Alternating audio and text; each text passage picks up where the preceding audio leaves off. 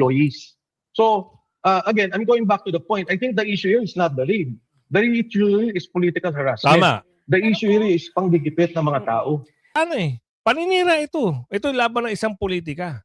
Oh, kakala naman nila, kahit anong gawin nilang paninira, ang taong bayan aayaw na. Kahapon, lumabas yung Okta survey. Agoy, mataas pa rin si VP Sara. 10 insurance policies ang nakapangalan sa dating speaker. Laki 27 bank accounts, 10 insurance policies at isang investment account naman ang nakapangalan sa business associate. 27 bank accounts. Wow. Dami. Mas madami pa ito kaysa kay VP Sara. Yes. Good morning mga kasama. Nandito na naman tayo. Si Kuya Goods nagbabalik. At syempre kung di ka pa nakasubscribe, mag-subscribe ka na at hit mo na rin yung bell para lagi kang update sa ating mga video. At bago natin simulan ang ating talakayan ngayong umaga, marami tayong hihimay-himayin. May banat na naman ito si Au Au. Bumanat na naman kay VP Sara. Ang sabi ba naman ganiri? Wala naman daw siyang sagot. Dapat sumagot siya sa committee, hindi sa media. Yan ang kanyang banat. At nako po, ito na matindi. Talagang ito na ang aabangan ng lahat. Higit sa 80 asset ni Martin Romualdez, pris na. Iyak ang mama dito. Bakit? Wala na silang mapapakinabangan dito kung sakasakali. Dahil na-freeze na, ayon sa balita. Propaganda ng camera, bistado kay Attorney Topacio. At nagkaroon na ho pala ng tawag nito, parang pagbisita itong Justice Secretary na si, ano pangalan nitong Justice Secretary na to? Si Bida.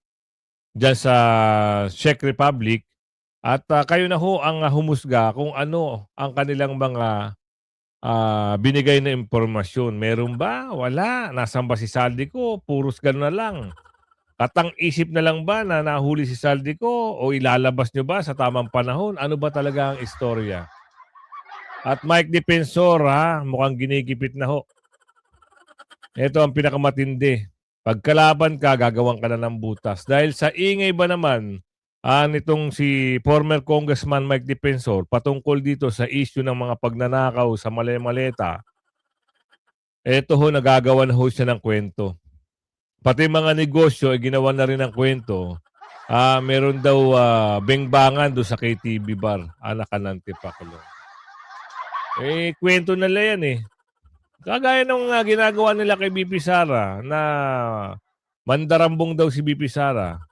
Ngayon, kwento naman nila, eto si Mike Defensor, ang negosyo daw, bengbangan sa KTV bar.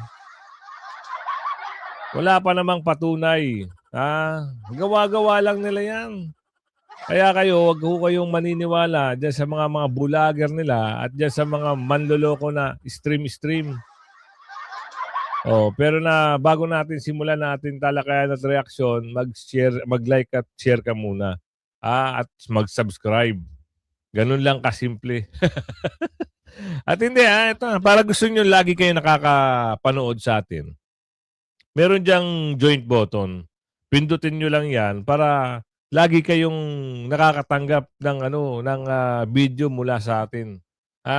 Simplihan lang natin.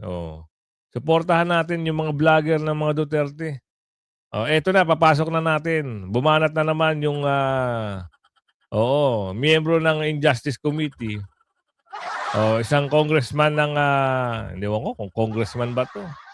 Parang nangyayari, abogado na ata ito dyan sa kamera Abogado na nila. Diba? Kasi wala silang tigil sa mga patutsada nila kay BP Sara. Hanggang ito, meron naman to. Abril 24, which is kailan to? Kahapon. Umandar na naman ang bunganga ng mama. Puro naman siya satsat. Wala naman siyang totoong sagot. Yung sagot niya dapat doon sa committee, hindi sa media. Dahil wala namang magagawa yung kanyang puro press release ang totoo niyan, sagutin niya yung issue sa kanya sa confidential fund, yung issue sa kanya sa ill-gotten wealth. Nakita nyo na. Akala natin sa fair ang labanan sa kangaroo Also, court. sir, sinasabi po kasi nga, Akala natin, meron pa silang papigil-pigil doon sa mga tinatanong, ito ang tunay na kulay ng mama. Kaya wag ho kayo magpapaloko na yung kangaroo court na yan, fair ang laban. Paano kayo sasagutin ni BP Sara? Pandodorobo lang ang alam nyo. Alam nyo lang ipahiya sa publiko ang Vice President. Paano kayo pupuntahan ni BP Sara? Ginawa nyo na yan doon sa Tuwadcom hearing nyo. Kilala na kayo ng Vice President, kaya wag nyo nang pinagluloko ang taong bayan. Oo. Pinapamukha nyo na mandarambo, ill-gotten wealth. Hindi nyo pa napapatunayan. At saka yung ginawa nyo doon sa kangaroo court nyo, hindi nyo dapat inilabas yun. Dapat doon yun sa Senado pa inilabas. Pero hindi. Anong ginawa nyo? Eto, ganito si BP Sara, ganito si BP Sara. Kumuha pa kayo ng mga peking resource person. Paano mo nasabing peke? Ka ng tipaklong yung statement ng lanang BDO SM palpak din di ba? O yung AMLAC director, palpak din. Paano mo nasabi? Di ba may video na yon 2016, 2017, pinabubulaanan nila yung sinasabi ni Trilling na sila ang source ng mga dokumento na yon. Tinatanggi nga Tapos biglang nagbago ang kwento. Aray ko, ang bilis Parang mabilis din na mag-appoint, no? Para lang meron silang ipambato kay BP Sara. So, yung mga script nyo na ganyan, hindi na ho aandar sa taong bayan. Matalino na ho ang taong bayan at meron na ho social media. Nung panahon, nagkopong-kopong, pwede nyo magawa yan. Pero ngayon hindi. Lahat ng tao may camera. Lahat ng tao may connection na. Connection sa internet. Kaya mapanuri ang mga taong bayan.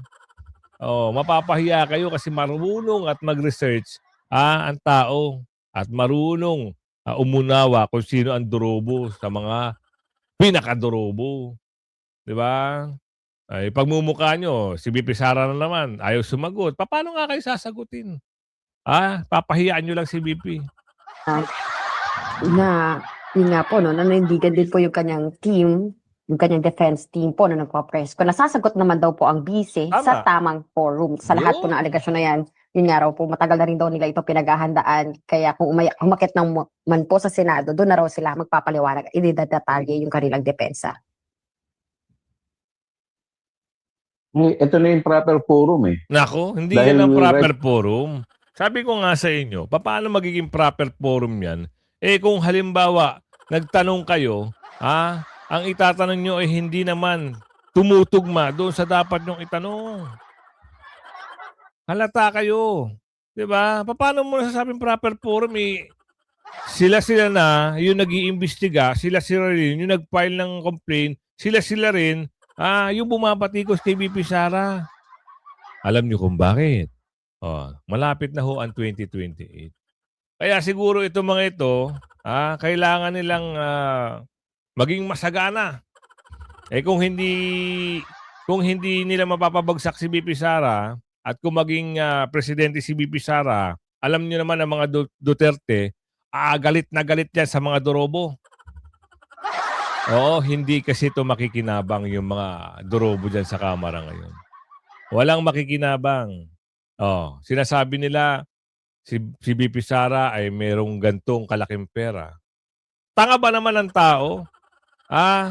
Kukuha pa sila ng bato, ipupukpuk sa ulo nila na anumang oras pwedeng halungkatin at maging ebidensya. Bakit hindi nyo tanungin yung mali-maleta? Bakit hindi nila, di ba? Bakit hindi nila pinasok sa bangko yung mali-maletong pera? Kasi mabubuking sila. Ito kay BP Sara, legal ito. Marami silang negosyo. Bukod doon, prominenteng pamilya pa yung asawa. May kaya, mayaman.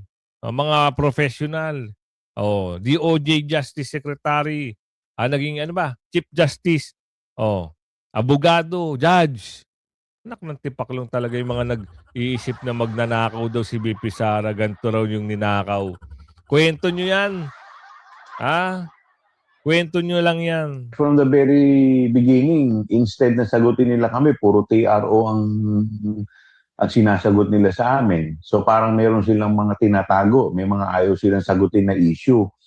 'Di ba? So maliwanag naman, simple lang naman 'yan. O sagutin nila yung mga sinasabi at numero na nilalabas ng AMLAC.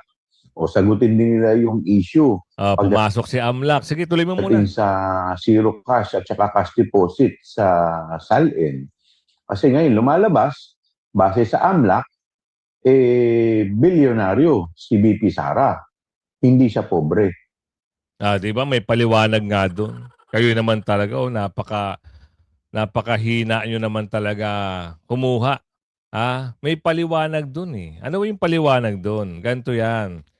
Hinalungkat nyo kasi yung mga panahon ni Ka Juan, ni Ka Andres, ni Ka Gabriela, panahon pa ni Kopong-Kopong, kailan ba naging BP Sara? Kailan ba naging Vice President si Inday Sara? Kailan ba? Ito lang naman 2022. Bakit hinalungkat nyo pa yung panahon ni Gat Andres Bonifacio? Hinalungkot nyo pa yung panahon ni Apolinario Mabini? Hinalungkat nyo pa. Para saan? Kala nila maloloko nila yung taong bayan. Hindi, masabi ko lang na yung ating mga... kasi panahon pa ni Kopong-Kopong, yung mga dokumentong pinagkukuha nila. Yun ang ibig ko sabihin doon hindi panahon ni Andres Bonifacio. Yung tagal ng panahon na dokumento na hindi naman naaangkop dito sa usapin kung kailan naging Vice President si BP Sara. Kasi impeachable officer si BP Sara sa panahon kung kailan siya naging Vice President. Hindi naman siya impeachable officer noong panahon nung naging Vice Mayor siya. Mahirap masupalpal ng katotohanan. Kaso nga lang, siyempre, sa kagustuhan nilang siraan si BP Sara, andito sila nagpapa-interview na naman. Pero anyway, halata kayo. Noon hanggang ngayon, halata pa rin kayo. Kaya pasok tayo dito sa patutsada kay Mike Defensor. Kasi dahil nga sa ingay ng mama patungkol sa mga magnanakaw ng maleta, ito siguro ang ginagawa ng administrasyon o kung sino man o may motibo kasi itong mama malakas na ang simpatya ng tao. Pwede itong tumakbo ng kung ano man ang gusto niyang takbuhin dahil tiyak mananalo ito eh. 'Di ba? Siguro ngayon nakikita na maingay na masyado, eto na. Nagkaroon kagad ng issue, ipasok natin. Technically, Congressman, a KTV bar or a nightclub is not an illegal business per se. But as the landlords, were you aware of the nature of the business? Kasi ang sabi po ng NBI dito that sexual services were being offered. Well, ang sinasabi ko, yung operations nila is operations nila yon.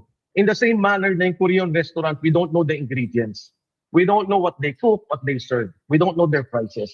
So that's them. That's their operations. Ang pino-point out ko lang, di ba, ang dami nating problema ngayon. Si Atty. Matibag, ang tinututukan, tingnan niyo lahat ng records ng NBI, puro mga korporasyon ng mga kalaban. Puro mga kalaban. Sa akin, ilang corporations na may involvement ako na tinira nila. Of course, they will justify. May basis. Pero sinasabi ko sa kanya kay Atty. Matibag, sa panahon ngayon na ang daming gutom, ang daming naghihirap, huwag mong gamitin ang politika para magkikip ka ng mga tao. 9 years ako naging kabinete. Wala akong ginapit kahit isa. Wala makakapagsabi na I went to their companies, ginamit ko BIR, I check on them. Walang ganyan. It was just a political back and forth of the issues that we were concerned with. Ito, grabe yung ginagawa nila, pati personal. Pati pamilya ko, dinadamay nila. Sir, SEC records show that your wife, Julie, was listed as the president of Zerin Development Corporation, which does business under the name of Blue Hotel. So, Yes. I mean, I know you're saying that you guys are just landlord, but she was also serving as the president of the company, right? So, in a way, she's also operating it. No. We gave that up in 2019. We have records to show that. kung yung lahat ng yan na turn over na namin to the new group, to the new owners. It may have been registered under our name pero hindi na kami dyan involved. Kahit na tingnan yung records ng Sirin, wala yang income, wala yang employees.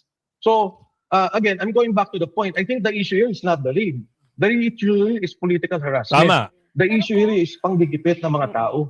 Pero kung linawin lang natin, no, because we want to get this absolutely correct. So we settled the ownership issue now with Chicago. So they're basically renting. Pagdating dun sa hotel, you said you guys used to own it. By us, do you mean your family, including your wife and your child? Or do you mean the same investor group that owns the other building? Or No, it's a different it's a operation. different- Yeah. Okay. Okay. If and I then, explain. correct. And the Kasi next parang- question.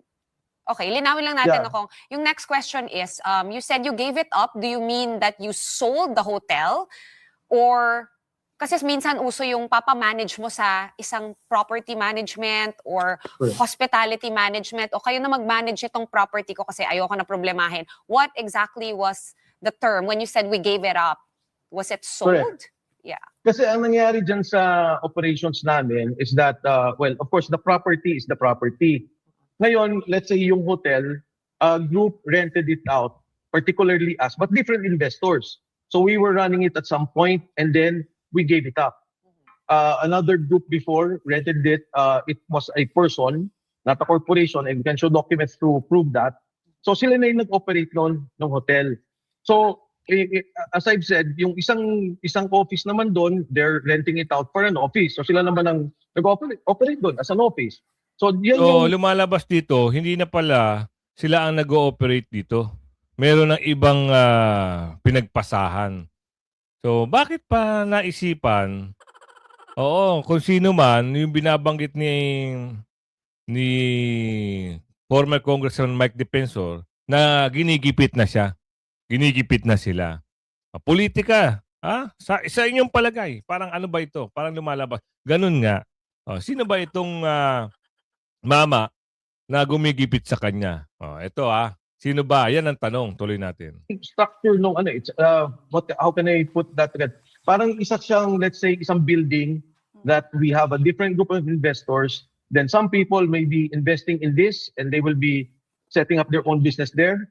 Yung iba naman ganito gagawin. So ganun yung setup nung pinaka-property. And we have records and we have documents to show that and to prove that. NBI Director Melvin Matibag says Yo. they only found out that the companies were linked to you guys after the raid. He said that they got tipped off, and then they conducted surveillance operations, and then they binantay nila and so on and so forth. And they even at some point discovered nga the secret passage allegedly that leads to the nightclub to the hotel. Sorry, the hotel to the nightclub. And again, he says it's unfair for your wife to characterize this as politically motivated because they only found out of the linkage to you guys after the raid. Si Atty. Matibag, matalinong tao yan. May tao sila sa NBI. Alam ko na marami na wala ng respeto sa kanya sa loob ng NBI because nakikita nila yung mga operations na ganito, na very political. Ang sinasabi ko, ang dami nating problema sa Pilipinas. Ang i-ooperate mo, ang magkakaroon ka ng SPIA pag ikakaroon ng investigation, ay yung mga KTV clubs. Nagkataon, ang dami KTV clubs. Diyan lang sa Pasig meron, Casablanca is in Shangri-La, sa Manila you have in Okada, City of Dreams. Lahat lang yan, diba? They have KTV clubs. So, bakit natututukan itong kumpanyang to? Bakit natututukan yung particular operation na to? Sa dinami-dami ng problema natin sa droga, peace and order, kidnapping, yan ang tututukan ng NBI. Yeah. And So, yet, it is political. and yet, Tumbok. Sa dami-dami nga naman ng problema, bakit yun lang ang bukod tangi nasisilip? Marami rin KTV bar. Bakit yun lang ang kumpanya ang nasilip?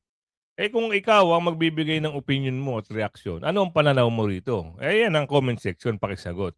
Para malaman natin kung ano yung simpante nyo sa usapin ng isang maingay at bumoboses patungkol sa mga magnanakaw ng mali-malitang pera at ngayon ginagawa na ho na ng issue. Sagutin nyo yan sa comment section. I-hashtag nyo na. Kayo na humbahala kung ano yung masasabi nyo. So ngayon, Lipat tayo ng usapin dahil napunta si Bida, si DOJ Secretary, pumunta ho doon sa The Frog o sa Czech Republic. Ano ho ba kanyang pinunta roon? Meron ba siyang magandang balita? Meron ba siyang impormasyon na ibabahagi sa atin? Dahil kung ang tanong ng taong bayan, asa na si Saldico, sana pakisagot ng maayos. Wala na yung kaliwa dito, papunta roon. Diretso sagot, nasaan si Saldico? Kaso nga lang, kayo na humusga. Pangalawa, pagkilala ito, ating kinikilala ang iba't ibang proseso, pamamaraan at ng Czech Republic tungkol sa mga usapin na ito. Hindi lamang ng Czech Republic, pati yung mga usapin sa European Union. Yung iba't nilang mga panuntunan para mapauwi mga tulad akusado si former Congressman Saldico paano mapapauwi sa Pilipinas at para harapin niya yung kaya rin po malaking layo rito ay para mapagkilala kasi pati po ang po natin samantalahin o pagsamantalahan ng mga akusado sa isang kaso kriminal sa Pilipinas, yung konsepto ng mangingibang bansa na lang ay hindi na mananagot sa batas sa Pilipinas. Ito po yung mahalaga, kaya kasama rin po sa team ng inyong lingkod, team natin ay yung PCTC. Ito po ay darating po sila. Mahaba. Sana tumbok, no? Kung nasa si Saldico, may uwi ba nila? I-forward na natin. Papel ng DOJ would be on all the legal framework on bringing him back. And of course, kung yun ang babalikan ko, yung pinakamabilis at pinakamabisang pamamaraan para mapabalik siya, yun ang gagawin natin. What's that mode, sir? Ano po yung nakikita nyo yung pinakamabilis and pinakamabisang pamamaraan? Well, subject to the internal processes and the internal system of the Czech Republic, di ba? It would be deportation. Sir, pero sabi natin kanina, there is uncertainty that he is still here. So, paano po magiging feasible yung deportation? If there is a big... Then you're throwing back again the question, di ba? Kaya tayo nagpiping-pong, di ba? Again, di ba? We after we verify, we validate all the factual settings, then we can move forward. Diba? That's precisely the purpose of my coming over here in the Czech Republic and meeting and requesting for that meeting with the Czech authorities. What would you say is the slippery slope, the bottleneck on bakit po medyo challenging for the Philippine government na, in your words, paliitin yung mundo ni former Congressman Saldico? Challenging would be, syempre, we need to deal with and respect the authorities of other sovereign states. No, we need to be familiar, and we need to recognize the peculiarities of their system. No? So medyo mahaba yung briefing dito sa The Prague o yung bansang The Prague sa Czech Republic. So mahaba. Hindi ko mapiwari kung bakit pinahaba pa. Kasi kailangan pumunta sila dyan para sabihin lang kung nahuli ba, nakadetain ba, inaresto ba, asan si Saldico. Parang wala tayong narinig kasi parang magbibigay sila ng tamang komento kung meron ng malinaw. Sa status ng interview na ito, meron ba talagang malinaw? Meeting, ina-arrange pa, ina-finalize pa. But we're really, I think the embassy here is working for that to happen. And I think it will happen. Kasi magkaibigan po tayo. Magkaibigan po tayo ng Czech Republic. Tulad na nabanggit nyo, may mga request sila sa atin, bibigyan natin sila. And sinabi ko rin, di ba? Para maunawaan din ng lahat, di ba? Pareho tayong signatory dun sa UNCAP, di ba? Ayaw din nila na pag may nananaguan na Czech national sa Pilipinas, ay hindi rin mapapaharap sa batas, di ba? Hindi rin mananagot. What message are you sending with your visit here in Czech Republic? Well, the first and foremost, this is a priority of the Philippine government. Second, di ba, this is really an opportunity for the Philippine government to study, to evaluate things and ways we can improve on the processes. Kasi di ba, nabanggit mo rin kanina, November Saan 5, na si Saldi ko? Hinihimay. you verified. Wala sa akin, hindi visible sa akin that, that based on your verification, but I cannot say that hindi ko source yun. Paano practically, sir, ng pag-announce po ni President BBM, the consideration na about former Congressman Go, kung ito meron po mga situation na kailangan pag-aralan yung procedures to check law, ano ba yung national na pag-announce na hindi po ba napasama or parang na-jinx na Hindi na-change, di napasama. Bakit? Kasi nakita nyo nung nag-announce si Presidente, nag-announce si Secretary John Vic, ang atensyon at focus ng sambayan ng Pilipino na doon. Kasi nakita nyo, top of mind ng Pilipino eh. Eto, wala. Hindi natin malaman kung nasa si Saldi ko. Nasayang lang ang oras natin. So dito tayo sa propaganda. Meron hong propaganda itong kamera. Continuation ito doon sa kasinungalingan na nangyari dyan sa hearing sa kamera. Alam nyo naman, Injustice Committee at saka Kangaroo Court, di umano, papupuntahin si BP Sara para sumagot. Oo. Itong pagbusisi ng SALN ni BP Sara ay wala ito, nasa dapat hindi ito inilabas. Kasi bawal yan ilabas pa dyan sa kamera, pero nagawa nila ng paraan. So dapat yan mga ebidensya na yan, doon yan sa Senado nilabas. Dahil nga gusto nila ipahiya si BP Sara ay pamukha sa taong bayan na dorobo. Kasi para siraan paninira ito. Ito laban ng isang politika. Kakala naman nila kahit anong gawin nilang paninira, ang taong bayan aayaw na. Kahapon lumabas yung Okta survey.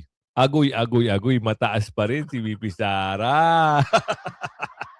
Iyak ang mga unggoy.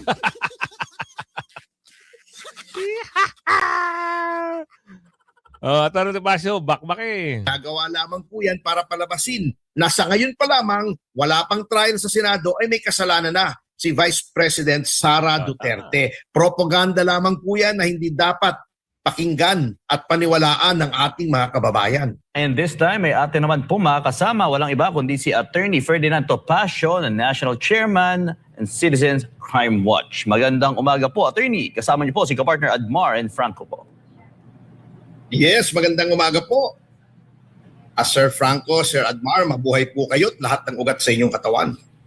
Yes, maraming salamat, Attorney, sa pagpapaunlak. At umpisahan ko na po ang katanungan na ano po masasabi ninyo sa mga paratang ni Antonio Trillanes na isa daw si BBM na nasa likod ni VP Sara?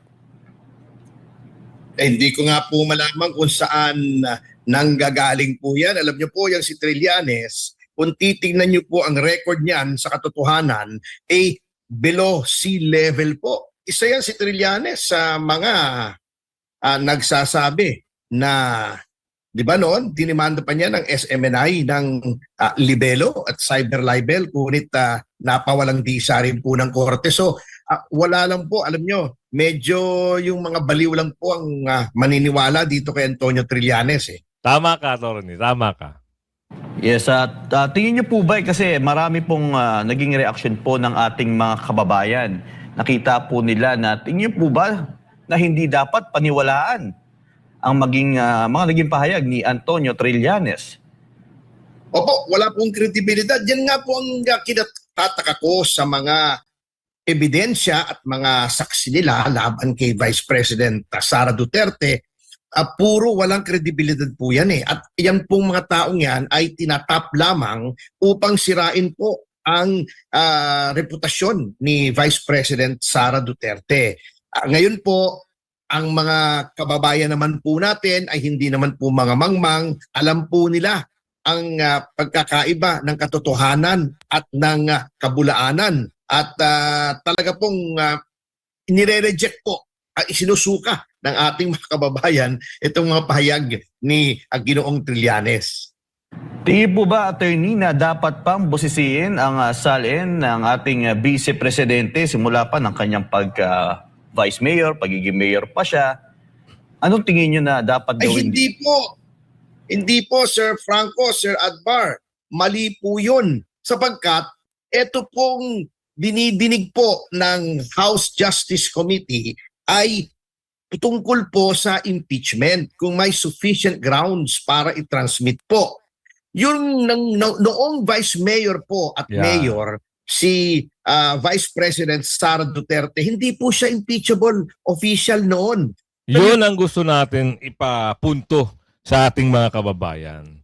Kasi itong Kamara, yung Injustice Committee o tinatawag nilang Kangaroo Court, ganyan ang gustong ipamuka sa taong bayan. Na maraming pera ang mga Duterte, kinalungkat nila yung panahon pa ni Kopong-Kopong magmula 2017. Hindi naman impeachable officer. Vice Mayor pa lang si Inday Sara niyan o si BP Sara. Pinakialaman nila yan, which is pinagdugtong-dugtong nila yung mga amount at sinabi pagdating ng 2024, merong lumobong malaking halaga. Isang kaululan. Isang katangahan. Sorry for the word.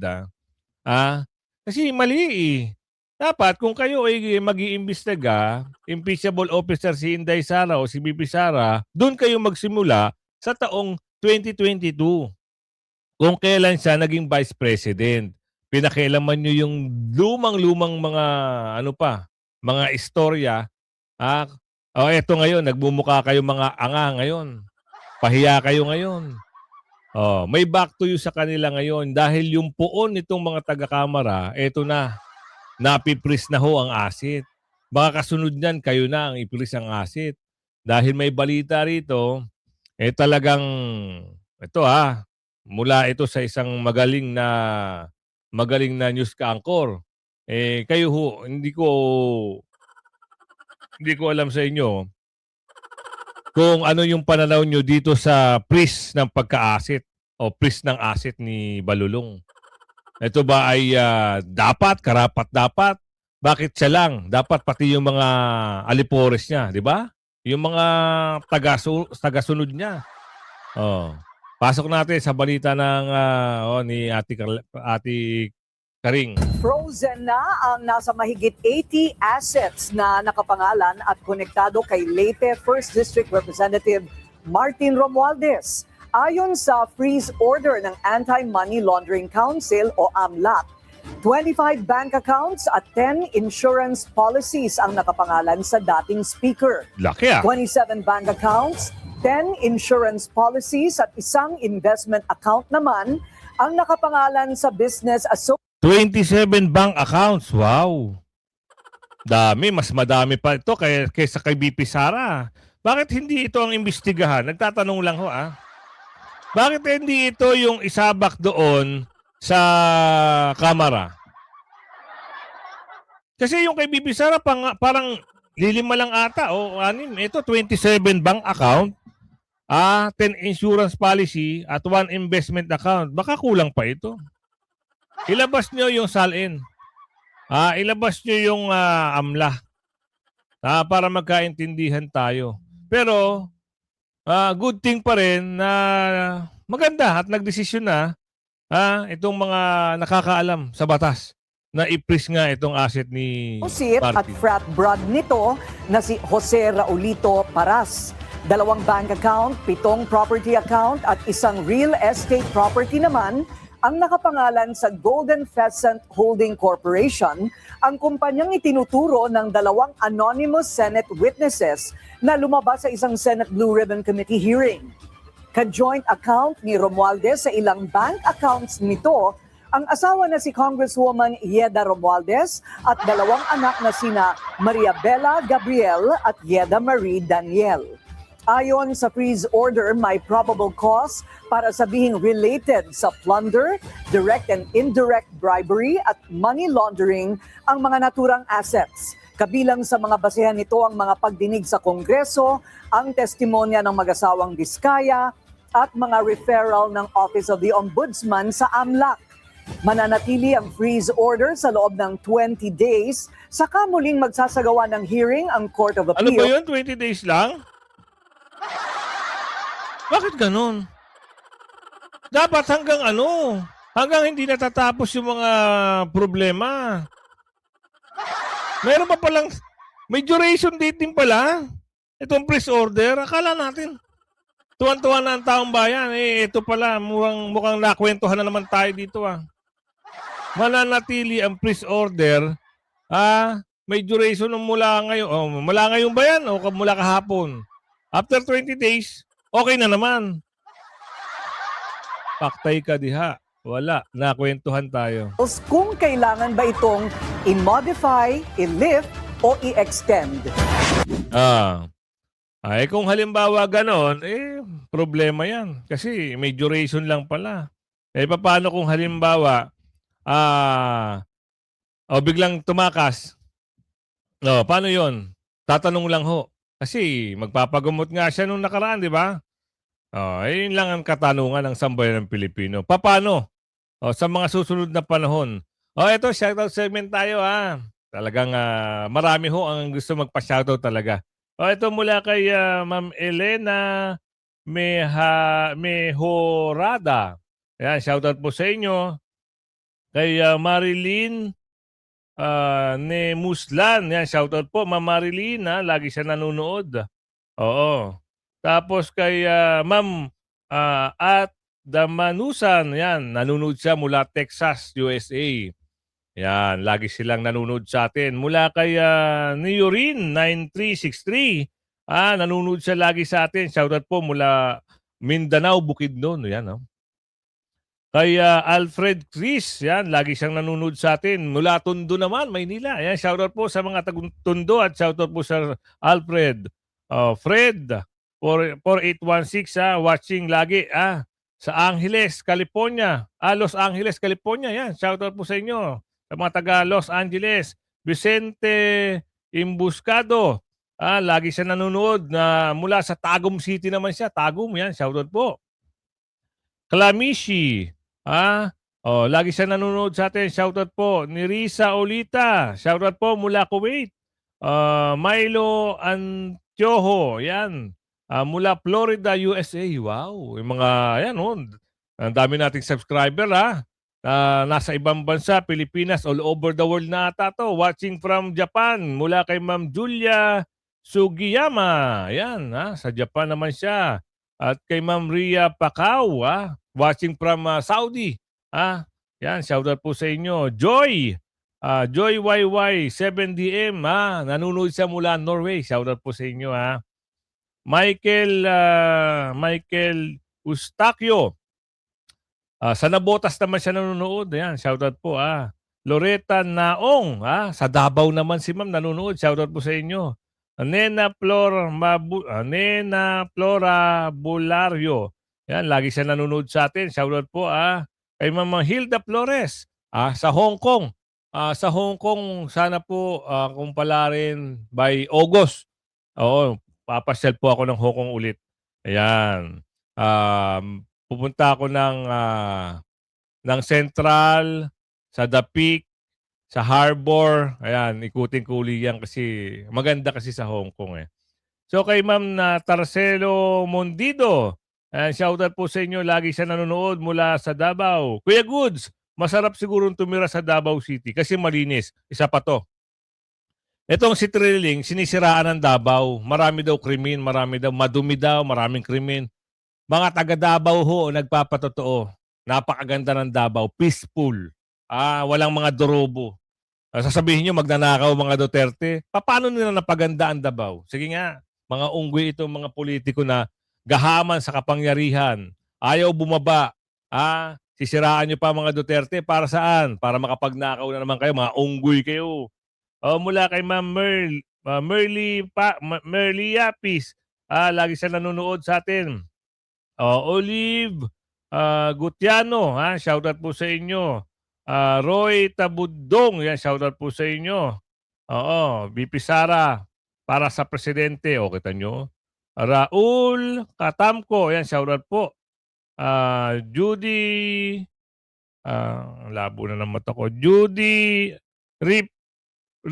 Ripinales, yan, shoutout po sa inyo, lagi nanonood, lagi, taga Bohol siya. Marciana de la Cruz, mula Cavite, shoutout po. Chris Grande, yan, nanonood siya, lagi, shoutout po. Armando Abella, shoutout po sa inyo. Adrian Dicho, Stockton, California, yan, shoutout po sa inyo. Loren Lamis, ayan, nanonood siya lagi, Oscar Dialon, yan, shoutout po sa inyo. Reynaldo Mangaliit, yan, shoutout po sa inyo. Erlinda, yan, shoutout po sa inyo.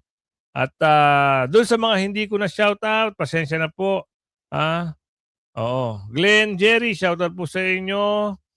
Leonardo Calma, shoutout po sa inyo. Victoria Dinopol, shoutout po sa inyo. Tessa Montes, shoutout po. Lourdes Luz, shoutout po. Alberto Evangelista, yan, shoutout po, Noni Vela, yan, shoutout po sa inyo. At Tarcelo Mediodido, yan, shoutout po.